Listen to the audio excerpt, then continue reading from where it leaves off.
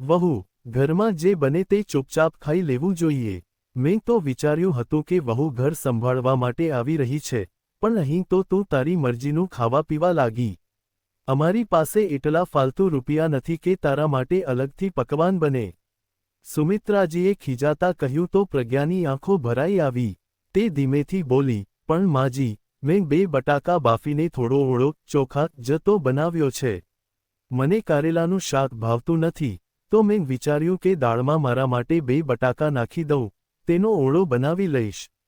એમાં મેં કયો વધારે ખર્ચ કરી દીધો? સુમિત્રાજીએ હોઠ મરોડતા પ્રજ્ઞા સામે જોયું. તેમની આંખોમાં નારાજગી સાફ દેખાતી હતી. તેમણે કહ્યું, વહુ, ઘરમાં જે બને તે જ ખવાય. અહીં દરેકની પસંદ મુજબ અલગ અલગ રસોઈ નથી બનતી. આજે તે બટાકા બાફ્યા છે, કાલે કંઈક બીજું બનાવીશ. આ રીતે ઘર ના ચાલે. પ્રજ્ઞા ચૂપચાપ ઊભી રહી. તેના હાથની આંગળીઓ અંદરોઅંદર ગૂંથાઈ ગઈ. તે ધીમા અવાજે બોલી, માજી, મેં ફક્ત મારા માટે જ બનાવ્યું હતું. કોઈની પાસે અલગથી નથી બનાવડાવ્યું. બસ કારેલાનું શાક મારાથી ખવાતું નથી એટલે. તેનો અવાજ ભરાઈ આવ્યો અને તે આગળ કંઈ બોલી શકી નહીં. આંખોમાં તરતા આંસુ તેણે પલકો ઝુકાવીને રોકવાનો પ્રયત્ન કર્યો. તેને લાગ્યું જાણે 2 બાફેલા બટાકાએ ઘરનું સંતુલન જ બગાડી દીધું હોય. રસોડામાં એક શાંતિ છવાઈ ગઈ.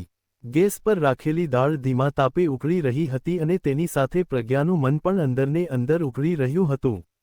આ ઘરમાં તે હજુ નવી આવી હતી.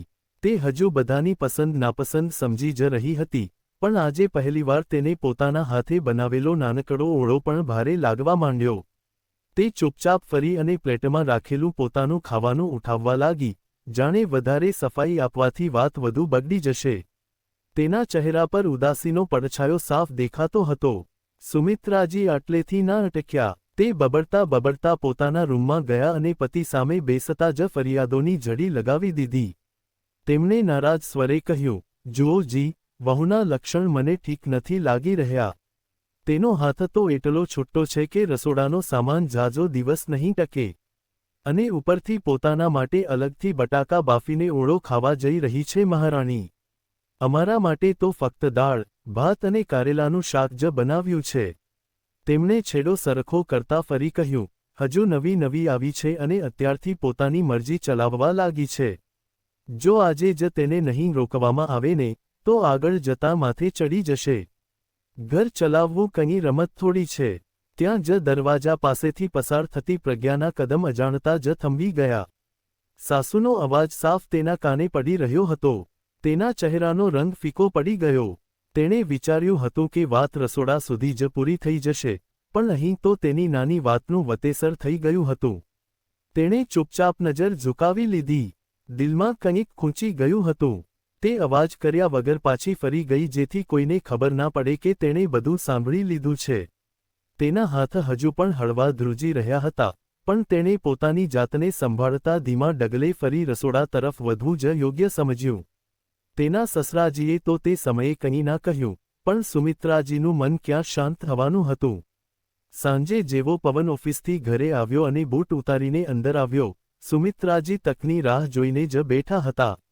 તે તરત જ તેની પાસે પહોંચ્યા અને ફરિયાદના સ્વરે બોલ્યા, બેટા, તારી પત્ની જો પોતાની રીતે જ ઘર ચલાવવા માંગતી હોય ને તો પહેલા જ કહી દે.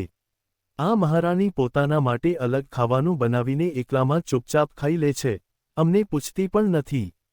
તેમણે નિસાસો નાખતા આગળ કહ્યું, અમારા માટે તો બસ દાળ, ભાત અને કારેલાનું શાક બનાવી દે છે અને પોતાના માટે બટાકા બાફીને ઓળો બનાવે છે. અત્યારથી જો આ હાલ છે તો આગળ શું થશે વિચારી લે. પવનનો ચહેરો મૂંઝવણથી ભરાઈ ગયો. ત્યારે જ પાસે ઊભેલી પ્રજ્ઞાની મુઠ્ઠીઓ આપોઆપ ભીંસાઈ ગઈ. તેને સમજાયું નહીં કે સફાઈ આપે કે ચૂપ રહે. વાતાવરણમાં એક અજીબ શાંતિ છવાઈ ગઈ હતી. પછી પ્રજ્ઞાએ હિંમત ભેગી કરી. તે ધીમા ડગલે આગળ વધી અને સંયમિત સ્વરે બોલી, પવન, મેં ફક્ત 2 બટાકા જ તો બાફ્યા હતા મારા માટે, અને મમ્મીજીને ખોટું લાગી ગયું. તેનો અવાજ ભરાઈ આવ્યો. તેણે એક પળ સુમિત્રાજી તરફ જોયું, પછી નજર ઝુકાવીને આગળ બોલી, મેં વિચાર્યું હતું કે દાળ તો બધા માટે બની જ રહી છે, તેમાં મારા માટે 2 બટાકા બાફી લઈશ.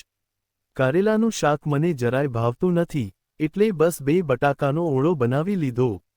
તે જલ્દી જલ્દી સફાઈ આપવા લાગી, જાણે પોતાના જ ઘરમાં પોતાની જાતને સાબિત કરવી પડી રહી હોય. મેં એવું કંઈ જ નથી કર્યું કે ઘરનો વધારે ખર્ચ થઈ જાય. પવન, બધા માટે ખાવાનું પહેલાં જ બનાવી દીધું હતું. મેં એકલામાં કંઈ છુપાવીને પણ નથી ખાધું. આ કહેતા કહેતા તેની આંખો ભીની થઈ ગઈ. તેણે ધીમેથી ઉમેર્યું, જો મને ખબર હોત કે મમ્મીજીને આટલું ખરાબ લાગશે તો હું મારા માટે કંઈ પણ ના બનાવત, ચૂપચાપે જ ખાઈ લેત.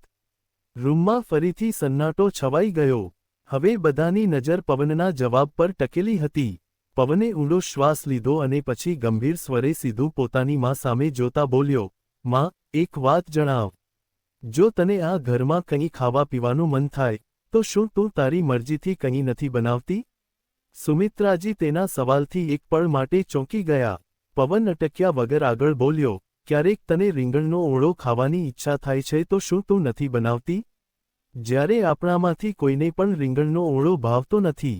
તેણે થોડો વિરામ લઈ માની આંખોમાં જોતા કહ્યું, ત્યારે તો તું હસતા હસતા જ કહી દે છે કે તમે લોકો ના ખાશો, હું તો ખાઈશ જ.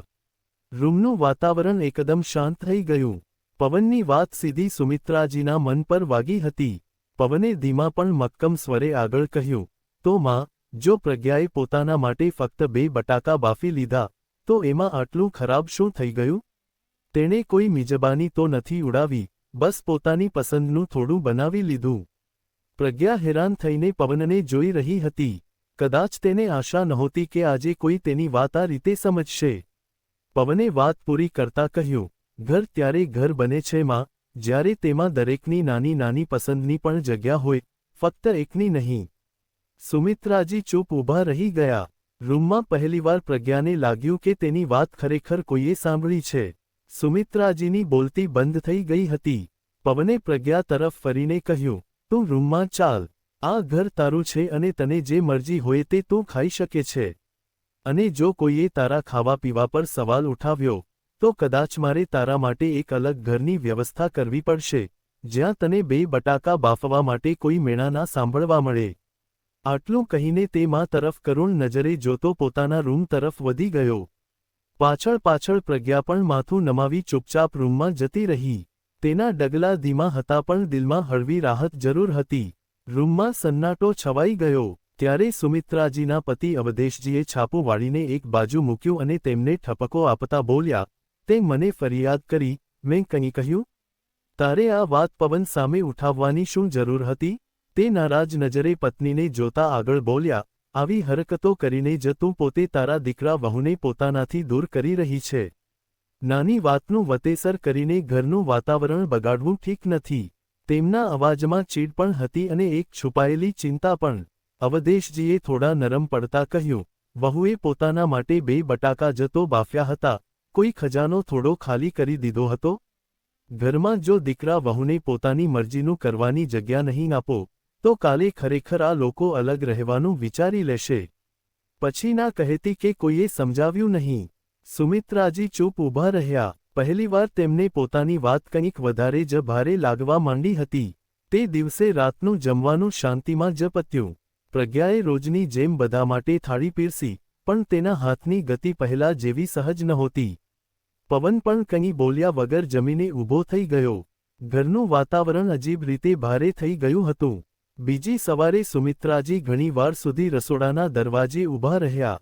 અંદર પ્રજ્ઞા ચૂપચાપ શાક સુધારી રહી હતી. થોડી પળ તે તેને જોતા રહ્યા, પછી ધીમા ડગલે અંદર આવ્યા. તે થોડા સંકોચ સાથે બોલ્યા, વહુ, આજે નાસ્તામાં શું બનાવી રહી છે?